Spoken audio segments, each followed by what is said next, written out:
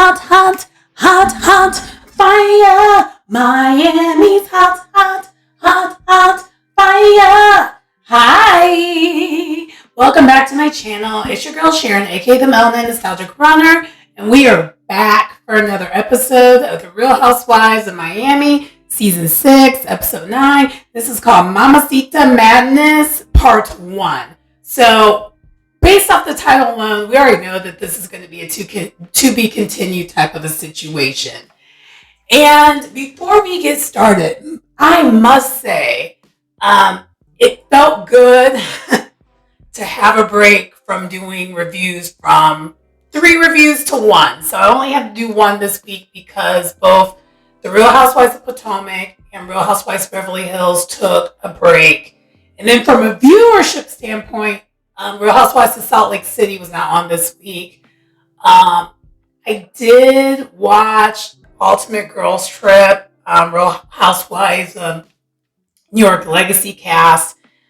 I was debating whether I wanted to watch it or not because of a person who I will not name. She doesn't deserve any platform for her racist comments. So, yeah, I watched it.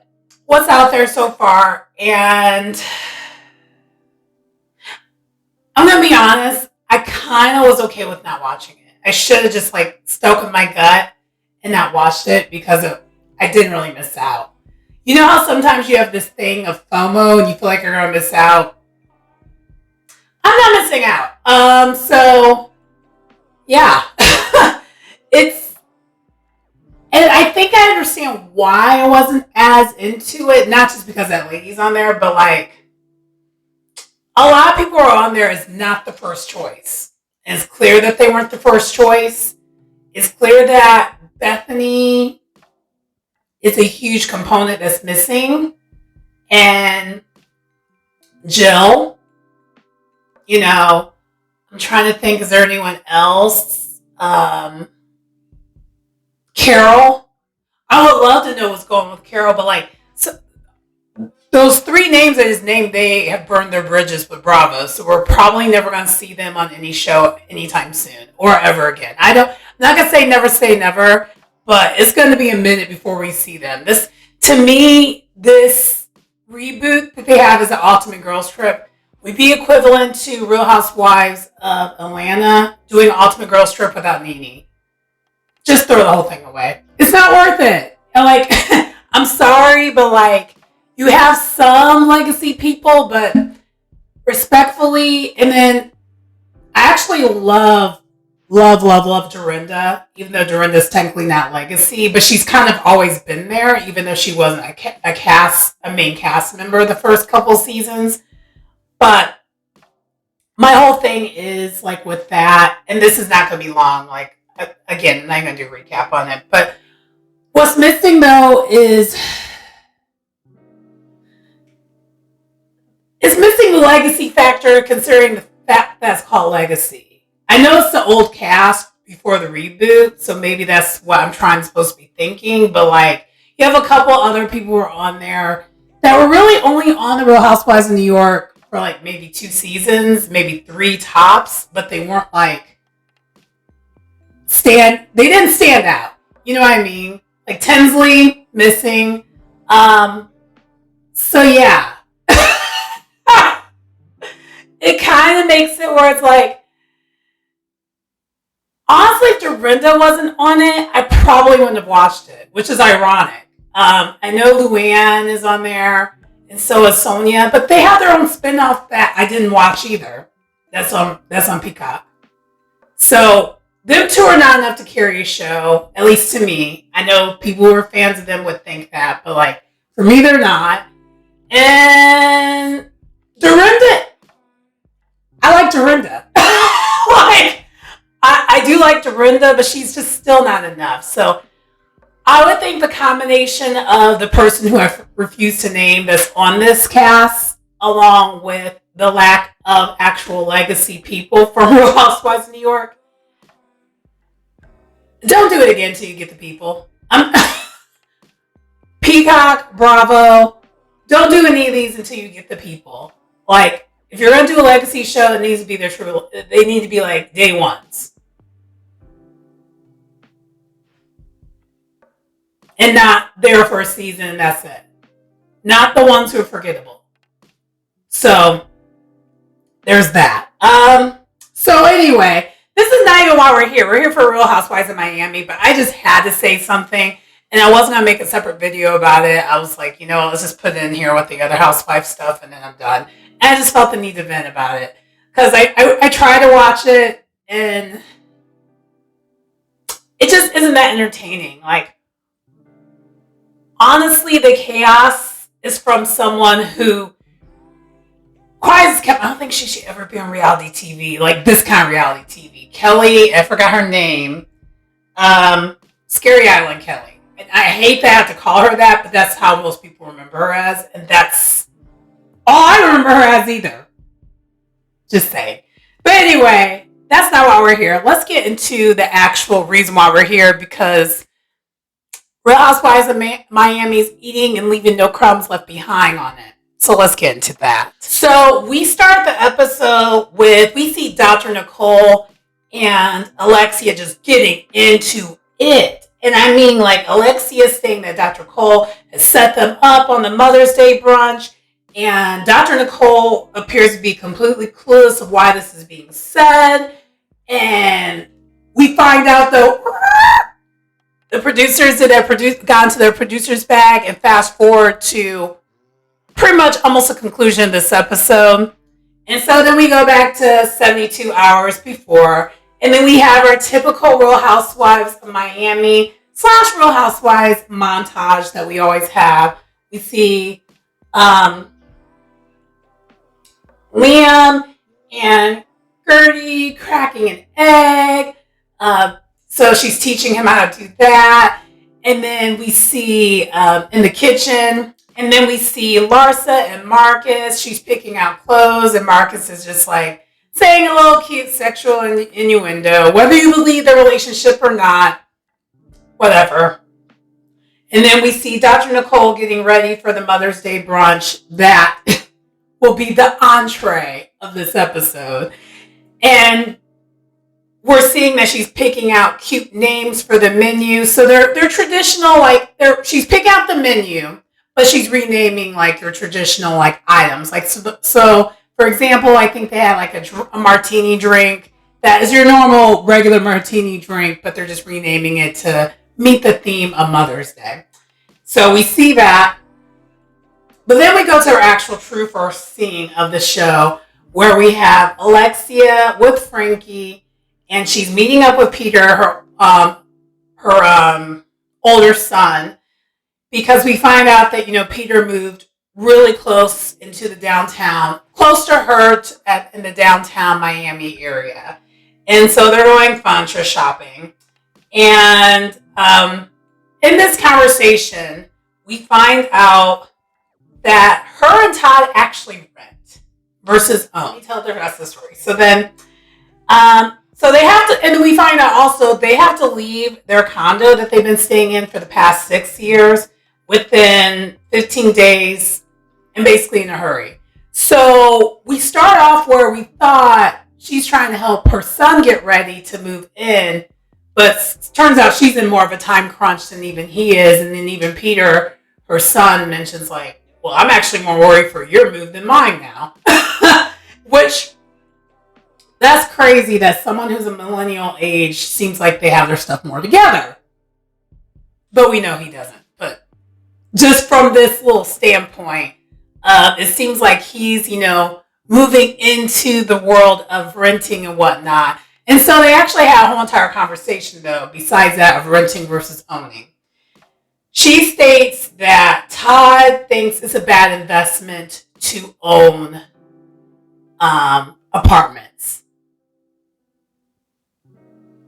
And to me, it's telling. It's telling. I'm gonna go more into it as the episode comes, because Quaz has kept this episode is kind of surrounded upon this a little bit. Which, I'm not gonna lie, this is a great escape because I am so sick of talking about the Lenny and Lisa of it all. I love that we're switching focuses. We do talk into the serious stuff about the other ladies, but I do like the focus is changing a little bit. So for Housewives of Miami, bravo, per usual. Anyway, so she states in her confessional that she thought that they were going to have more time before moving, but it turns out that while they were in like Palm Beach, the place was sold, and like her landlord sold it, and so now they had to leave in a hurry, according to her. And she states that's the pros and cons of renting versus owning. And she also states in her confessional that finding a house, and I would imagine this, finding a house renting or owning in Miami in this economy, with inflation's inflating, no matter what your coins are looking like, is probably a nightmare. And she states that. And I'm like, there's probably no lies told there, because even if I was someone that had kind of unlimited amount of income, I still personally would feel a way of overspending for what the market really is. That's actually, side note, that's actually why I have put my owning thing on hold for that reason alone. I don't want to pay overpriced, inflated pricing of a home. And I also don't want to have to deal with the high interest rates. And that gets talked about a little bit later. So I'm mentioning that for a reason. But anyway, so she states that her and Todd are considering buying a house, but she is concerned about Frankie and leaving him alone in the house versus a condo building where there's a sense of community. And to me, that does make sense. I'm not going to lie. That is one thing I do like living when... So I've done a little bit of both. Like I've lived in a home. Actually, my old situation I was in, I actually had a house. And when the separation separated, I'm no longer in that house. But I had a house. And then I've also lived in condos like I do right now, where you have multiple units. And then I've also lived in like a townhouse situation where there's a row of townhouses.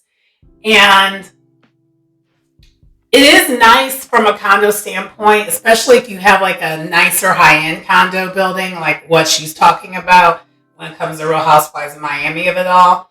It is nice to have the option of, because there's a gym in the building. They have a gym in the building. It's basically one of those buildings where you probably never even have to leave the building. They probably have a grocery store and everything else too, which that is nice. When I first moved to Chicagoland, I was kind of in a building that was somewhat similar to that. Not quite. The grocery store was across the street, but it was literally like that kind of a situation where I never had to drive my car because I never really had to go anywhere for real. So I can see what she means by that with Frankie in that situation. But let me state my other POV when it comes to this. For me, I would have red flagged this if my partner, whoever I'm with, would preach against me buying anything. Like, I know it's not smart to buy a condo, but when you're in a major city, that's actually a lot of times an option, and it's a viable option. So, to me, I would have side-eyed that right away. But I will explain why I don't think she would know to side-eye that, because this episode to me highlights, I think I said it a little bit in the last recap, but I'm going to say it right now and we'll go further into it. It highlights the hypocrisy that is Alexia. She is such a hypocrite. And I think I've also shared some of the other things that I will be highlighting in this recap, because there's been breadcrumbs showing you something's off here. All right, next we have Adriana and Julia arriving at her ranch, and this is Julia's ranch, and with all her animals. Now, we find out with Julia, side note, we find out Julia doesn't have a storyline. I mean, just in case y'all didn't know that, this is a reiteration that she truly does have no storyline on the show. But, and that maybe the friend of slash the main housewife rule should probably be reversed. Anyway, and I'm not saying that as a dig. I'm just saying this just from this seeing it's kind of, if you didn't know this before, it's obvious in this scene. So we see that she updated her ranch, and this is a ranch that we saw season 1, like the first season of the reboot. So season 4, then even like last season. But we find out she has 17 goats, 257 chickens. Yuck. Dirty bird. By the way, if you guys are interested, I do have Real Housewives of Potomac. And this reminded me of that because the chicken-ish of it all. And that's the last recap I have. So if you guys haven't checked it out, definitely check it out. Free plug, she gave it to me. It was there. I had to alley-oop it. But anyway, we also find out she has 2 donkeys, 5 cows, 10 dogs, and 11 Tauruses. And this is all supposed to be a hobby. And I don't know what the hobby is. I'm still trying to figure it out because to me, I don't think it's ever been explained. Even in the first season, I didn't understand what her hobby was here. And I guess she just wants to be a rancher on the side, but she's not making a profit. I don't understand because even they show her talking to Martina about her hobby.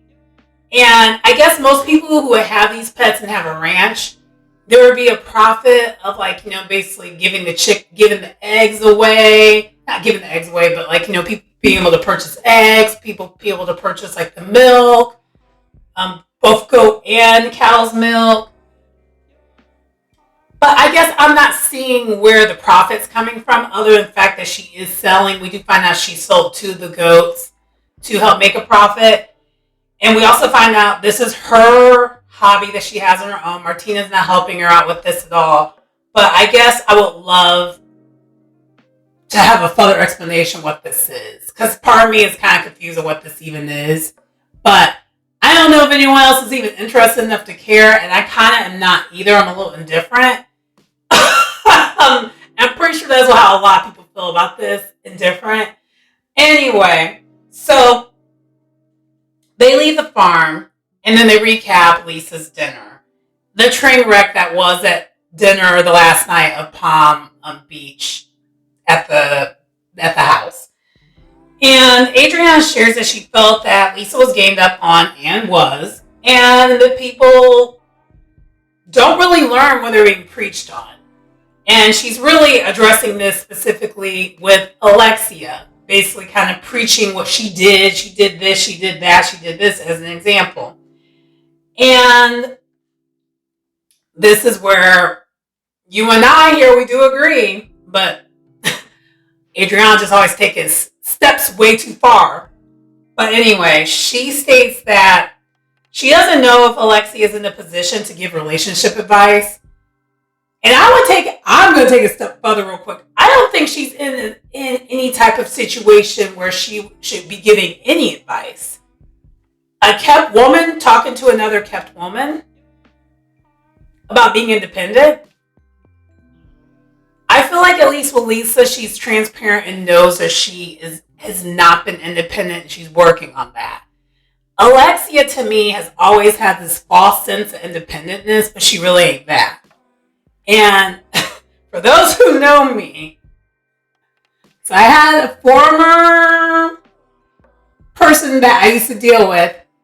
That grinds my gears. I cannot stand when people falsely pretend they're independent. It annoys me. Because I'm just like, you are not practicing what you're preaching. You are being a whole entire hypocrite out here. Marianne does take it a step further, but in her own way, and she states that she has heard some things about Alexia and Todd's relationships regarding their finances. So I kind of knew that there was going to be breadcrumbs about this just based off of how Adriana's energy has been this whole entire season. She's been breadcrumbing it the whole entire time. Quiet as kept, Adriana has been the producer of the mess this season. She's been producing. She has been the producer because if you saw during the basketball charity game, she mentioned it. Something about the finances there. She mentioned it even after the second episode. She mentioned it even when they're on their way to Palm Beach about silent money don't speak like that. And we know why she's feeling this way. Alexia would say it's jealousy, but I don't think that's Alexia being delusional because that's one land I would love to be in. I would love to be in her land of delusion that she's at. But I think Adriana's tick or the thing that grinds her gears is flaunting and being braggadocious, but being a hypocrite at the same time. Birdie, who told her where she's getting this information from, is no other than Anna from seasons past. And Anna is a housewife or was a housewife from, I think she was on season 1, and I don't remember what other seasons of Real Housewives of Miami, but she was on there. She was one of the OGs of Real Housewives of Miami prior to the reboot. So she hasn't been around since the reboot as far as like on camera for that. And so we find out that Adriana hasn't talked to Anna in years, but Anna reached out to Adriana after being bullied by Alexia and Marisol last season. And this is Adriana's words, not mine. Because we find out that Anna used to be BFFs with both. And honestly, if you go back to the older seasons, you'll see it too, that she actually used to be really close friends with Marisol and Alexia. And they got into a huge fight that pretty much caused an end to their friendship. And so basically now, through Anna, but actually kind of really through Adriana, because she's, like, the way Adriana just be doing this. But anyway, we're about to find out all the tea that comes to Alexia and Todd. So according to Adriana from Anna, Todd's business is not doing so well. Because Todd, I think he's a loan officer or like he's in the business of loaning. That's what she said in the business about loaning. And to me, I would think, okay, you're a loan officer for like housing, like mortgage loans and whatnot. But anyway, as a result of what I said earlier, high interest rates, his business is not doing well, which it wouldn't be because people are probably not wanting to, well, similar to him, he wasn't really willing to move and all that or buy right now. But for me, my issue that I don't think I said before or articulate well with is if you ain't got it like that, don't pretend you have it like that. And I think pretty much that is where Adriana sits with this. Don't pretend you have it like that. Like,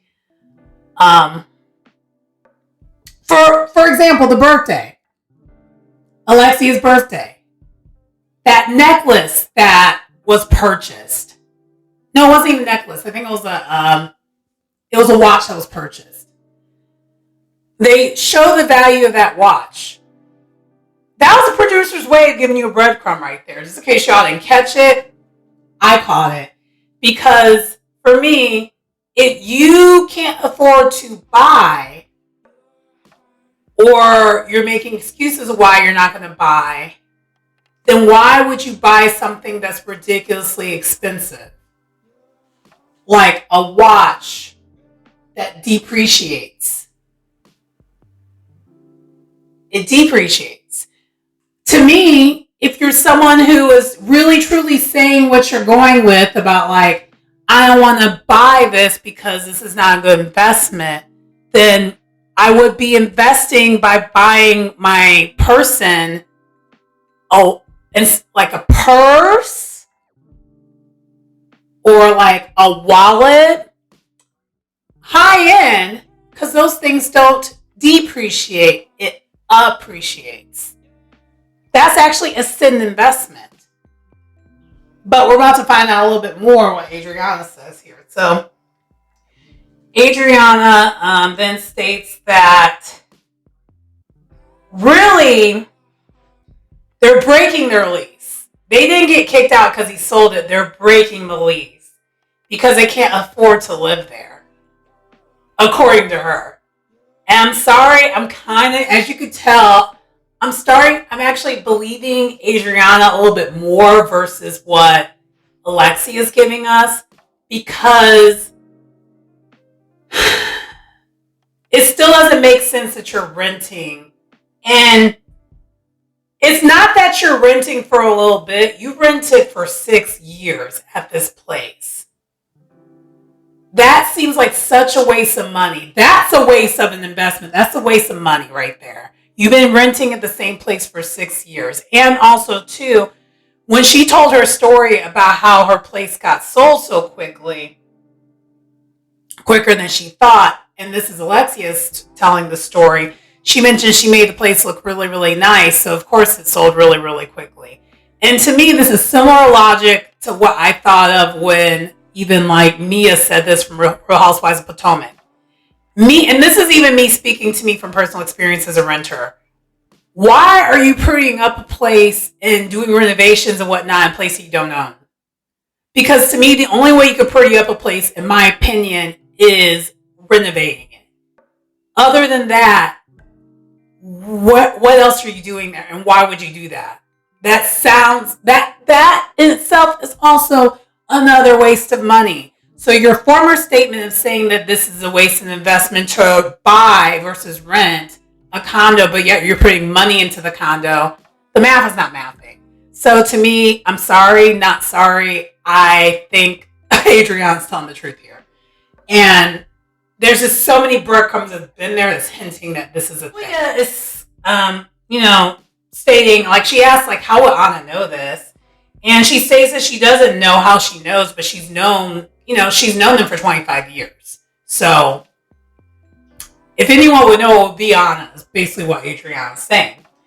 And Julia in her confessional states that she feels uncomfortable for talking about Alexia's finances, because they're building a friendship, which that is why I think this is taking it too far.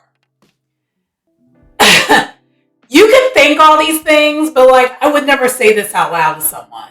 If you're considering this your friend, I would never put someone's financial situation out on Front Street like that. I think that's really, really mean-spirited and not okay.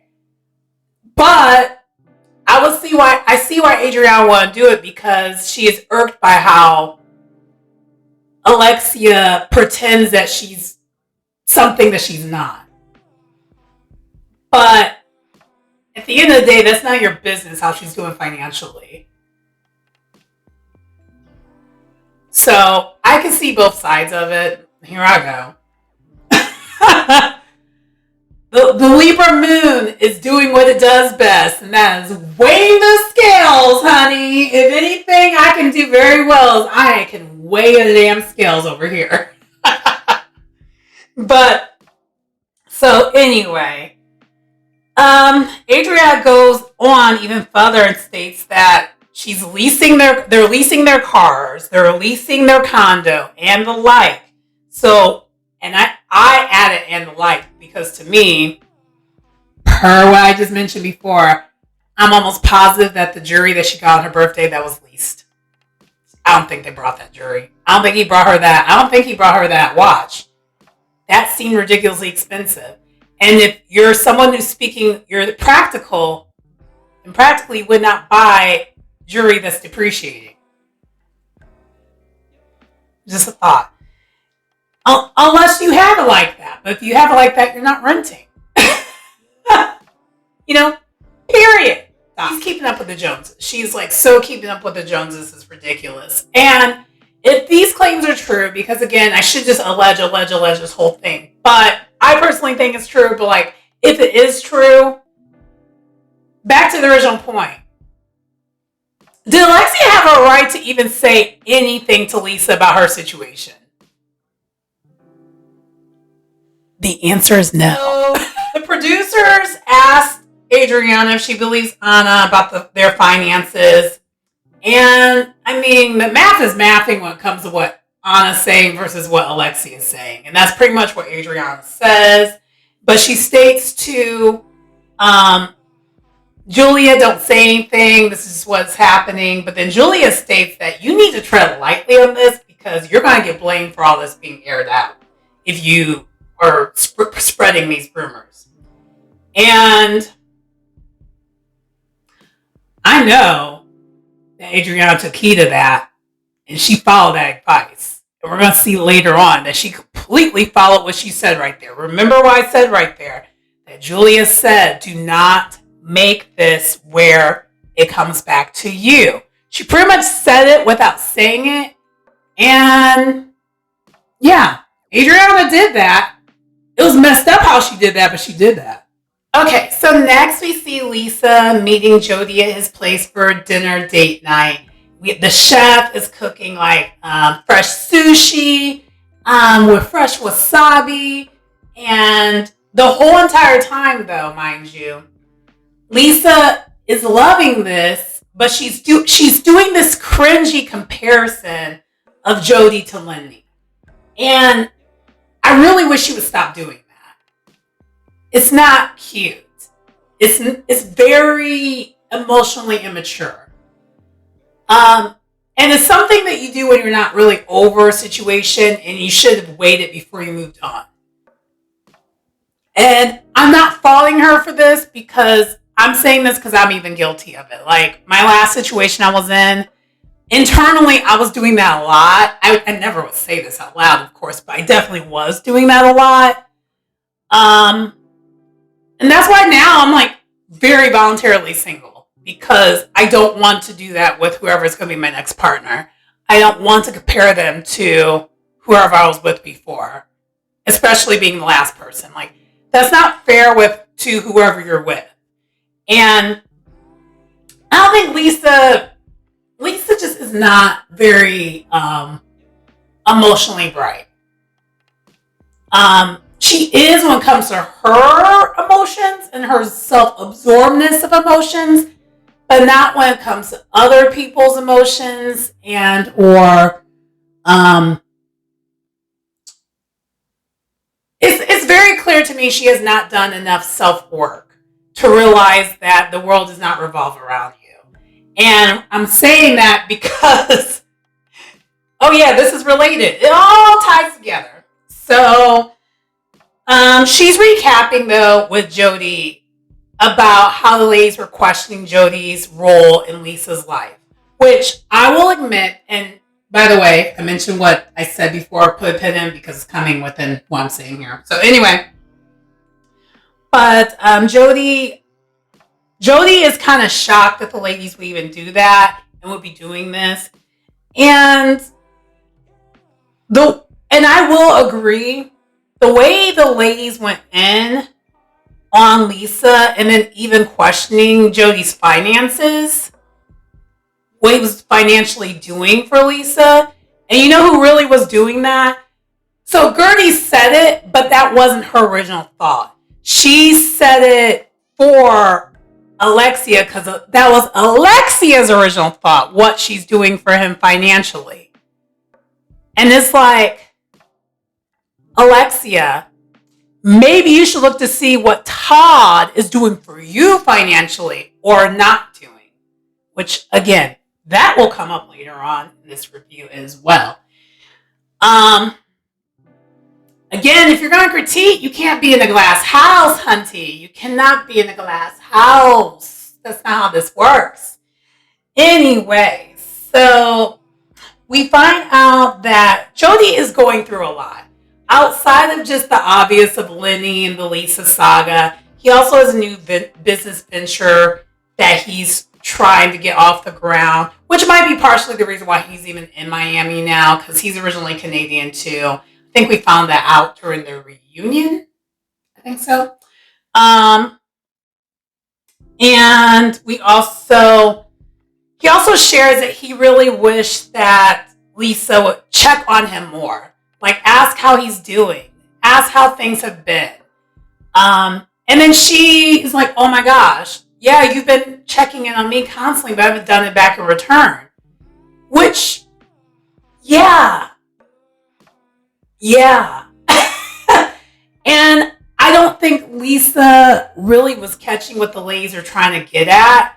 But I think that was one of the things that the ladies weren't good at articulating that. Because they don't know enough to say all that. But I would think that would probably be one of the things the ladies were trying to like see. It's like, well, are you pouring into him as much as he's pouring into you? Because if all you're doing is taking while he's pouring into you, but you're not giving anything in return other than just being cute and, a TV show, that's not going to get it done. And, I think they're trying to say it, but they didn't really say it. But he did articulate and say it in a very sweet, kind way. And she took it in, she received it. But the problem is she kind of literally received it. Dr. Nicole prepping tacos for Grayson's graduation. Apparently Grayson's graduating, so does that mean he's maybe graduating to like middle school? Because he's younger. He's not older. Or is he going from elementary school to middle school? Put it down in the comments if you know, because I don't remember. I know in the first recap we mentioned his age, but I don't remember it. We do find that out. We also find out that she's still working on getting the brunch together. And she's talking about all this with her mom, because her mom does show up at her condo. And in Dr. Nicole's confessional, producers ask why she's still planning to go forward with this brunch after the disaster at the dinner, Lisa's dinner. She states that Palm Beach was supposed to be a fun time with the girls, but it ended badly, so she's hoping she can like change it and make it where this is more of a positive event. And again, foreshadowing. The way this show loves to foreshadow and the way the producers are producing, they're so good, this show. They're so good. But anyway. So Dr. Nicole recaps her dinner with her dad, with her mom, and how messy it was. Her mom isn't super shocked about how it ended up, but Dr. Nicole still is. The producer asked, and for those who don't know, she finds out that she has like 2 or 3 other siblings that she didn't know about. And also the fact he wants to have more kids. And so the producers asked in her confessional why she isn't more bothered. And she states that the therapy has helped a lot. And in the past, she would have like cussed him out. But she's making progress now. And I can see she is making progress with her therapy, but I will say this, and Dr. Nicole, I can relate to you when it comes to a lot of this stuff. I'm not going to spill all my tea, but I can relate to it when it comes to a lot of it, and finding out things about your parents you don't want to find out. I think she's still at this stage, but I think she's finally getting there. When you need to realize that your parents are just two people that happen to have kids, and you happen to be their offspring.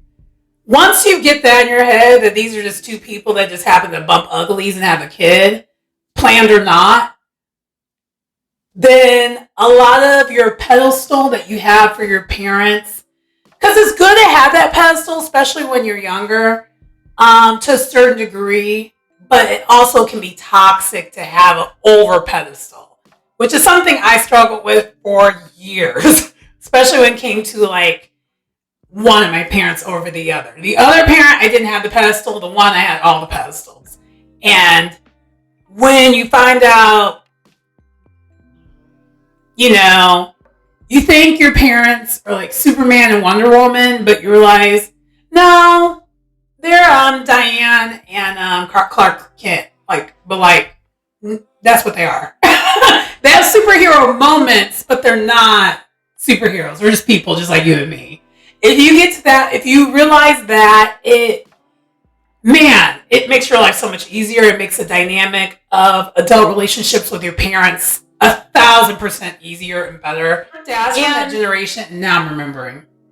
Her dad's from that generation of, okay, this happened. And then the other thing is, too, I could tell by how he looks.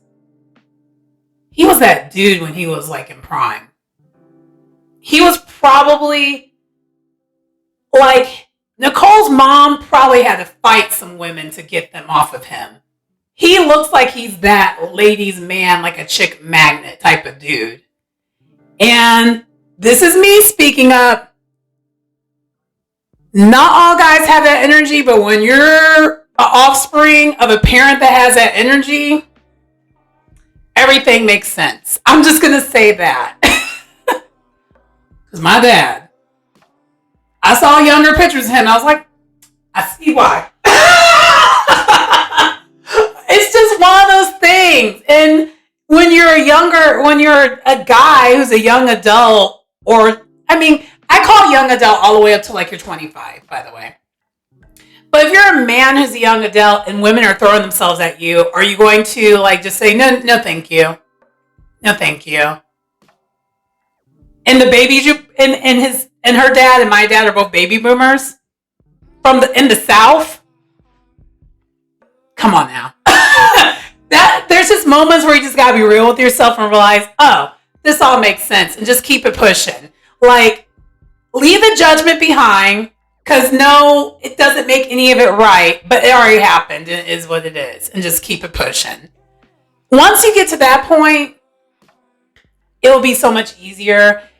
But from Dr. Nicole's standpoint, I do need to be mindful, and I keep forgetting because it's still new. I know she just lost her dad. So hopefully she could just, whenever she's thinking not so positive thoughts about her dad through, him no longer being here, hopefully she's mindful of that so she keeps a positive attitude about him. Because we do have to remember that he is no longer here. And just also laugh, and hopefully you get to the point where you laugh at just his kookiness and the fact that he is just a matter of fact. And also, hopefully you get to the point where you brag about how your dad was a ladies' man. Because, yeah, it was seeping through the screen. Even when I was looking at him, I was like, well, dang, he has kind of like this charisma about him. He's charismatic.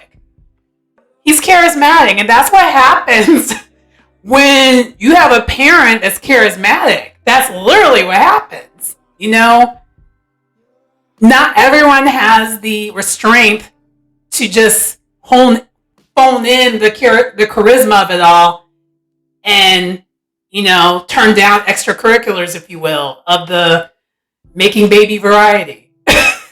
But we do end this scene, though, where the mom does ask, more siblings? Would you want to be in their lives? And she's like, maybe we'll just find out if it happens. Because Dr. Cole now has this idea of where she wants to take like a 23andMe test to see if she can find more people.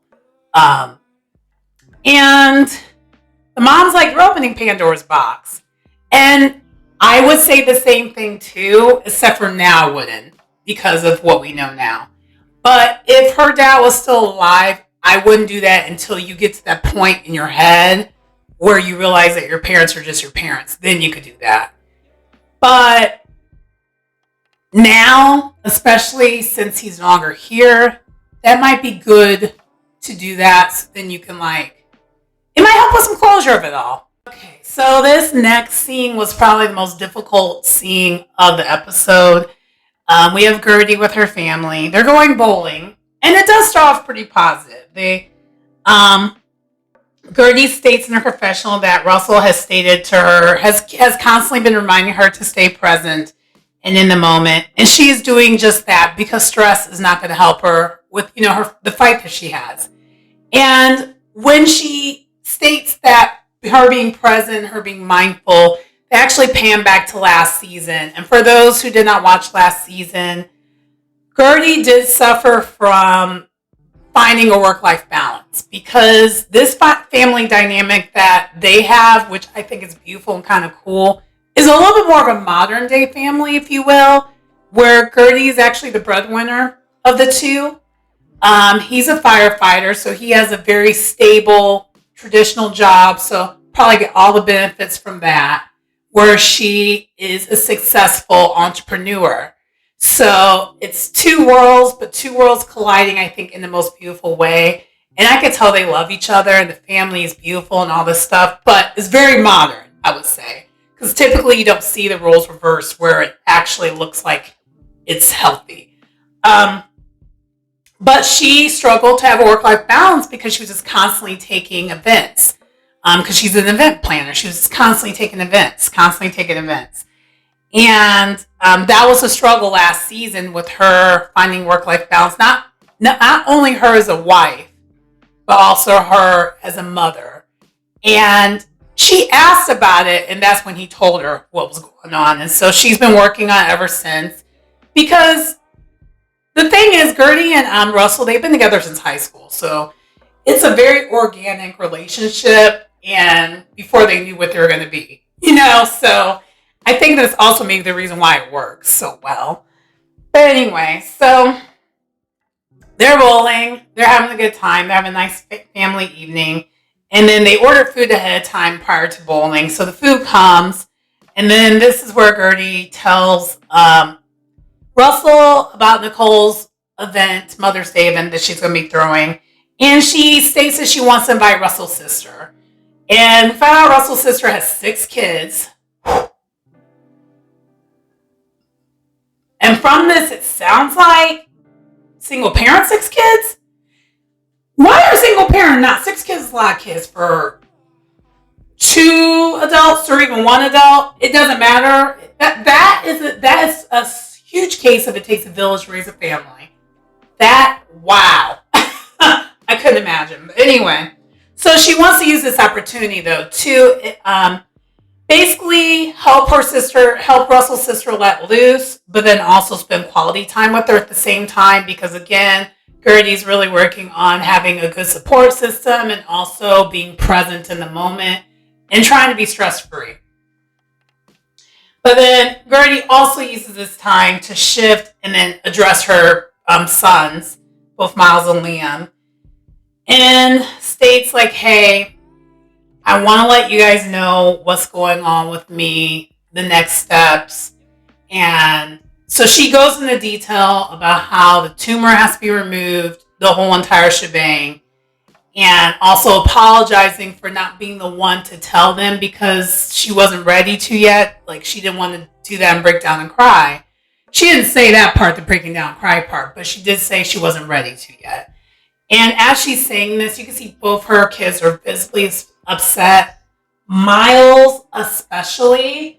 And Miles is the older son.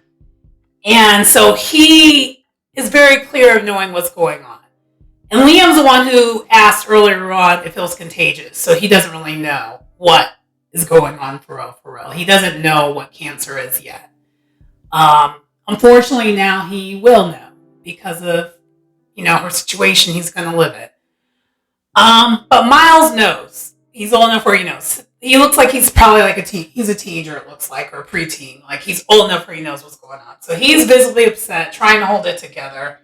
And it's really, really tough to watch, but so real. It's so real. I did break down cry while I was watching this scene, side note, because I'm sensitive. She consoles Miles especially because she could tell he is not doing well with this news. But she just says, it's going to be okay. I'm just going to need you to step in. I'm going to need you to help with breakfast, with, Liam, and help him out. And he seems like he's definitely ready to go to task. So there's no issues here. But both the children are definitely visibly concerned. But Miles being but that's what it is. And so the kids then go to play at the arcade. And then she asks Russell, how did I do? And he's like, you did fine. And then, she thanks Russell again. And it just shows you how humble, and how much care and love that she has for her family, but also how humble she is. She's very much someone who she's making efforts. She's always really trying to make efforts. And that's one of the reasons why I just love Gertie. Like, there's really not much bad to say about her. Sometimes her delivery be crazy, but we also need to be understanding that for a lot of these ladies, Gertie especially, English is not her first language. Creole is her first language. She's Haitian. So, and she has said that before, even, when she was talking to Neiman Larson in the episode when she revealed that she had cancer, that she does have issues communicating at times because English is not her first language. And, but she just does such a great job. So overall, even though this was kind of a tough scene to watch, I appreciate the scene. And honestly, it kind of was my favorite scene of this episode. All right, so next we see Alexia visiting Todd at his office. And so she's stating that she's planning on meeting with Michelle, her friend and realtor, to look at a couple places to see. By the way, a couple of places for renting, not owning, because we find that out. They're still not planning on buying anything, which I say again. Now I agree it would not be good to buy anything, but considering that they are putting on, and I mean literally putting on like they got like that, you should be buying. Because honestly, in their case, if they had like that, they can buy, honestly, what they could do, and this is why I'm honestly just kind of like not believing Alexia at all. If they really are concerned with things being the cost and whatnot, get a mortgage. There's no harm or foul in getting a mortgage. Instead of like buying all out, get a mortgage. Wait till, the interest rates go back down and refinance. That's not broke-like behavior. That's actually investment-wise, that still would be smart. And it still would make more sense than throwing money away renting. Versus if your concern is outright buying and paying too much for what the property is. And for me, I think Alexia kind of doesn't really know these things for real, because she is in a similar position as like Lisa. She doesn't know what she doesn't know because she's been kept. So she really don't be knowing these things. So she's not going to know to question all that. If you really were as independent and boss as you like to sound like you are, you would know that. And that's my issue, though. So I do agree with Adrienne when it comes to that, but okay. Pending it, let's talk more about this, though. So we find out that they don't have to leave until the end of the month, which to me makes more sense, because if you really sign a lease, you don't just get kicked out. So that's also a reason why I think it made any sense what Alexia said, because she said 15 days, like, no, you're honoring a lease. If you're honoring a lease, you stay in the place until the lease is up. It's a contract. They can't just kick you out. So we find out that's what it was. So part of me is thinking, okay, they met up to get the story together because the story wasn't making sense. I'm sorry. I hate them being that way, but I'm starting to be like, You went back to Todd to see if your story made sense, and Todd was correcting you on camera, but in a way where it didn't seem like he was correcting you, but I'm seeing it. Anyway, she said 15, 30 days, still not enough time. Lisa, I hope you're watching this back and see, number one, Alexia is not the person you want to take the advice from because she has her own issues being kept. And number two, I hope you get pointers from both Larsa and Dr. Nicole. Those are the two women you need to talk more to. Okay? Those are the two. And even Gertie. Even Marisol. Sorry, everyone else but But really, Alexia, the loudest person is not the person you want to be listening to. But anyway, so it sounds like from the way they're talking, they're pretty much going to downgrade, which checks out what Adriana has been saying. And she's going to be doing all the house hunting. He's not going to be doing any of it. So he's very chilled about the whole situation because he doesn't have to do anything. And I'm just questioning.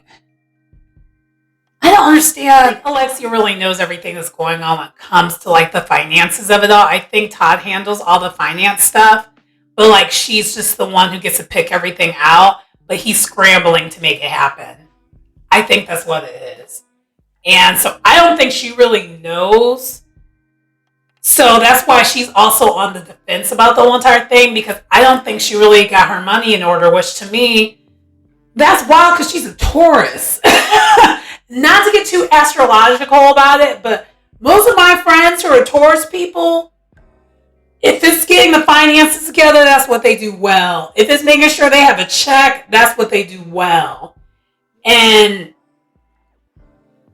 although Kim Zolciak's also a Taurus too, so maybe she's coming from that side of it. Overly on the luxurious side, not enough on the saving practical side. Got it. We have Larsa meeting up with Lisa for dinner, and Lisa is venting to Larsa about her day. The producers asked Lisa in her confessional about the motion, about him getting full custody and her basically being an unfit mom, and if it got thrown away. She says it's still pending, and she will be filing a motion to retract it. So that's another fight within the fight. And in a rare moment, because it was rare, Larsa does show emotions and tries not to cry, but I didn't see a single tear. I do really think that Larsa was being really, really genuine here. I don't think she was pretending.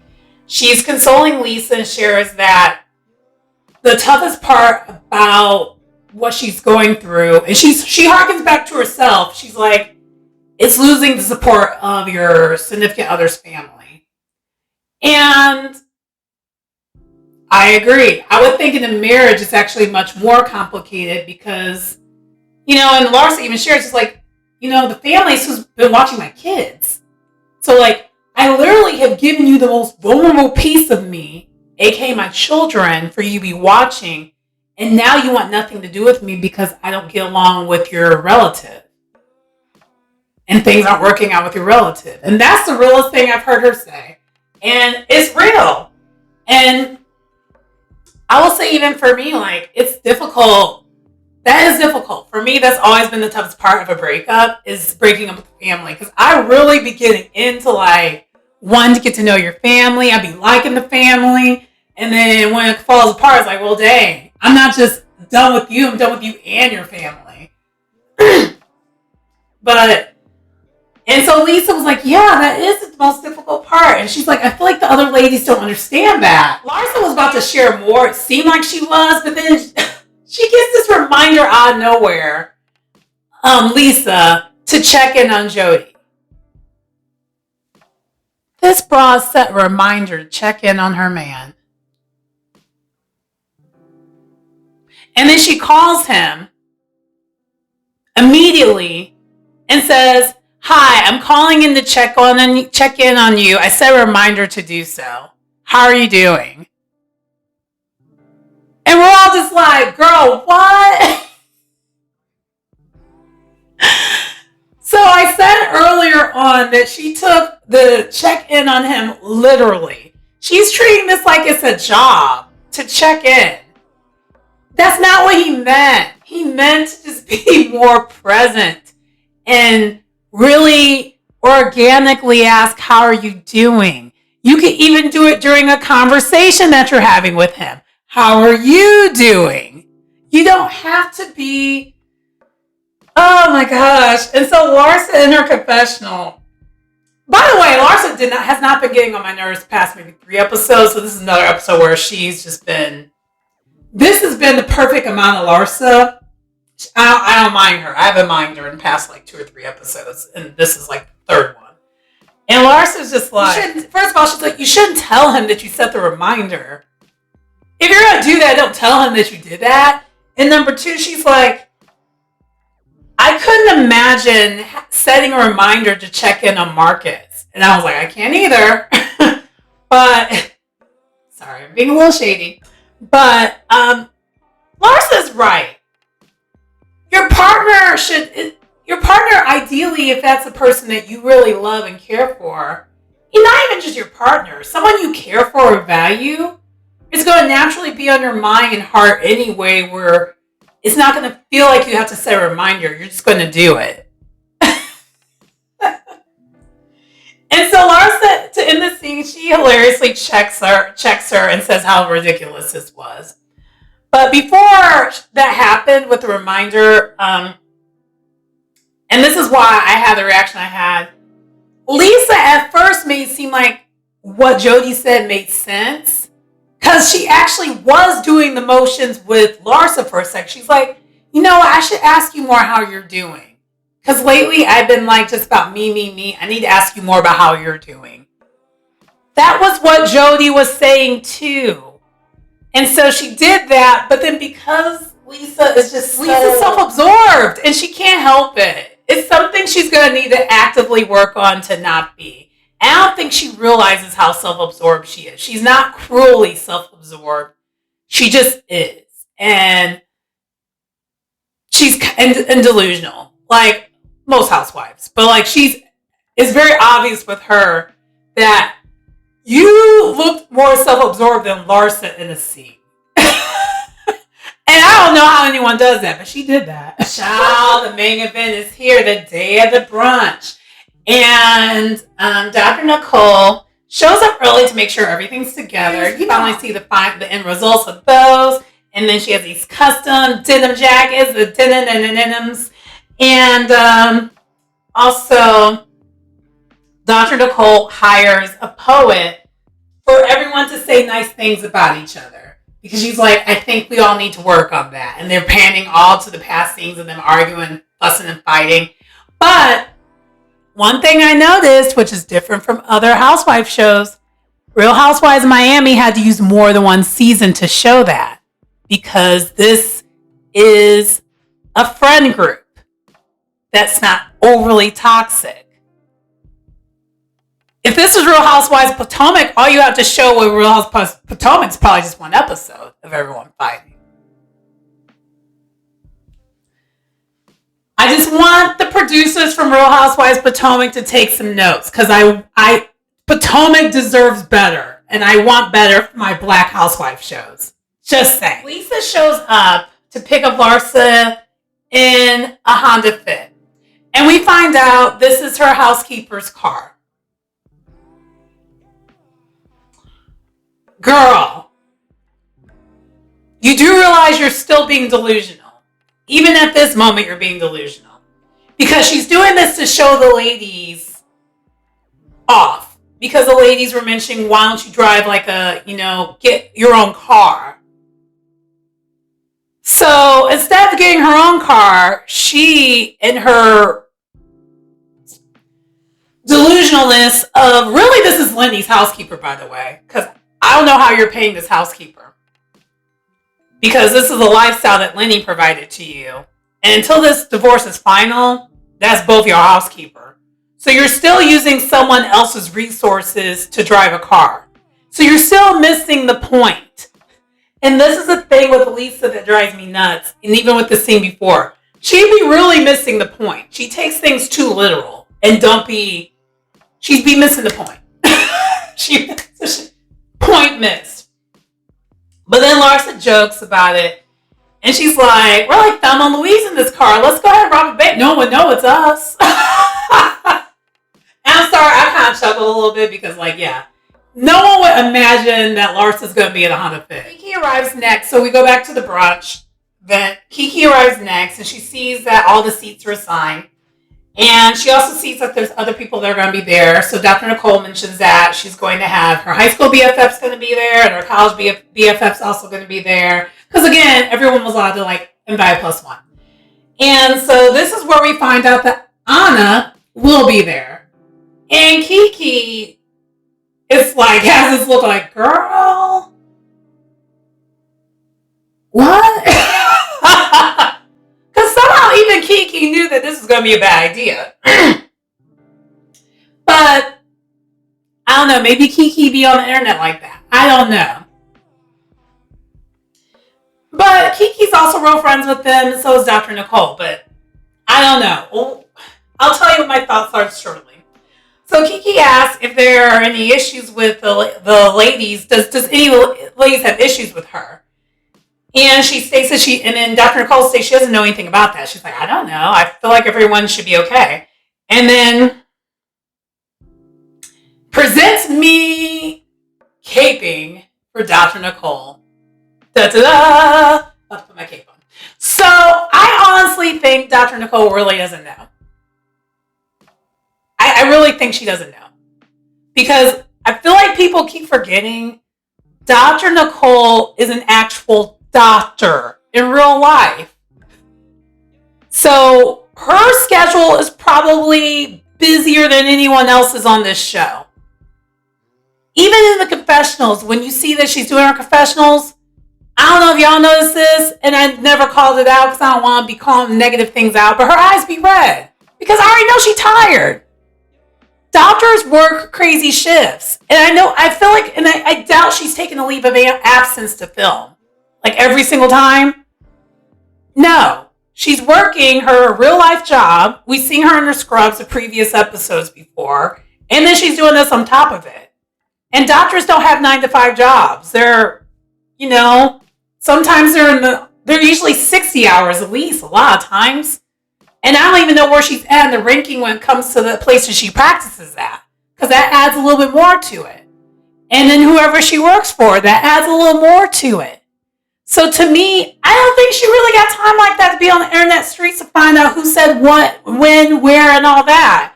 And I also think that she has this thing about her, and we've seen it more than once.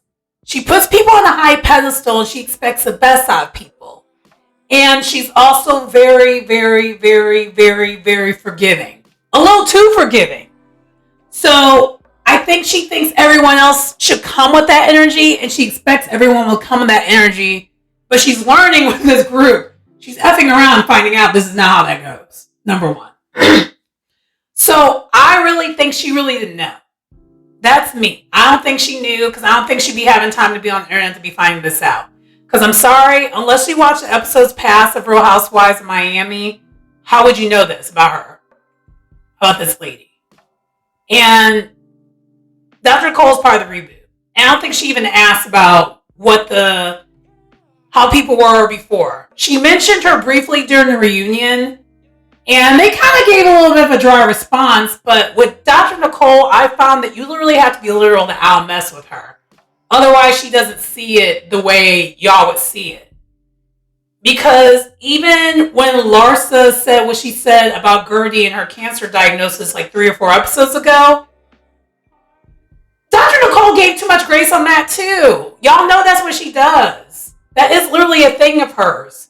The only person she didn't really give grace for a long time was her dad. But that's because that's a result of her putting him on a pedestal. Because the people she really cares about, she puts on the pedestal.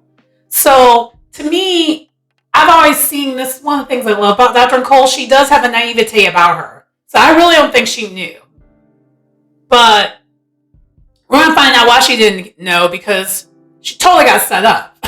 So then Julia arrives, and then Dr. Nicole asks if she knows Anna, because she's nervous about this now because of Kiki and Kiki's response.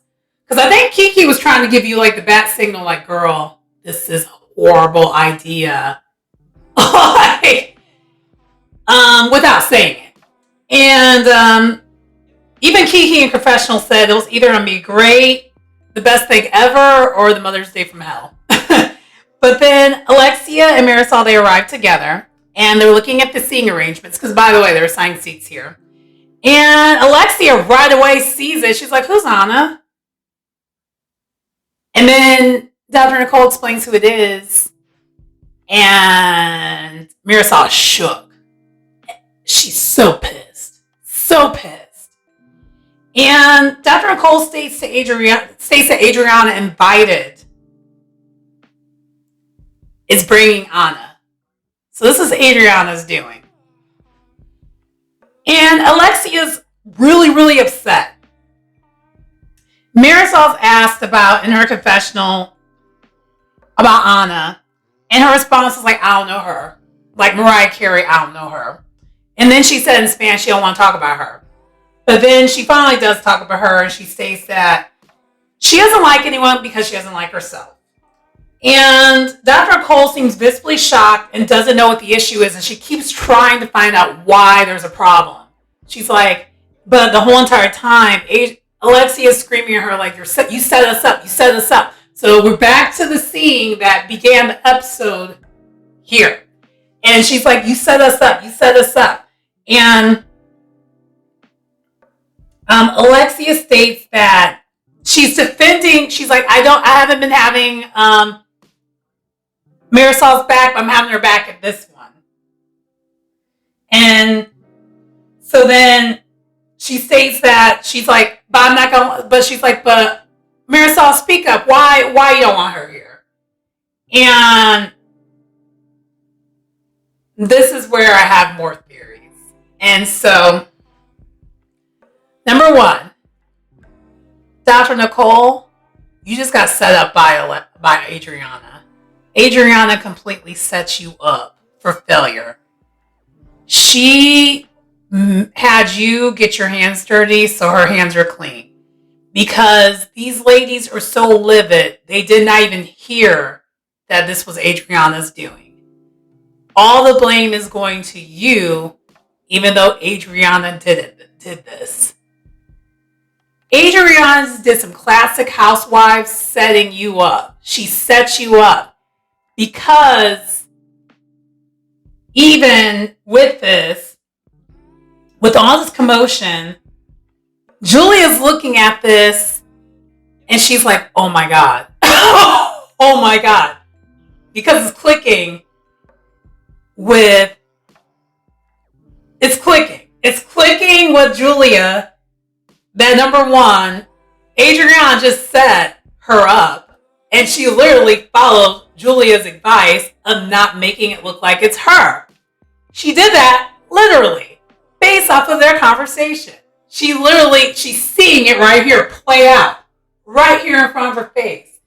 And Julia's seeing the whole entire thing. And the other thing that Julia is seeing that I also noticed right away is that Alexia is not really defending Marisol as she's making it sound like she is. Because do I really believe that Alexia will be going off this hard if this wasn't really about her? No. Alexia knows that Anna knows about what's going on with Alexia. But she has this perfect escape to say that she's doing this for Marisol because she already knows Marisol doesn't like her either.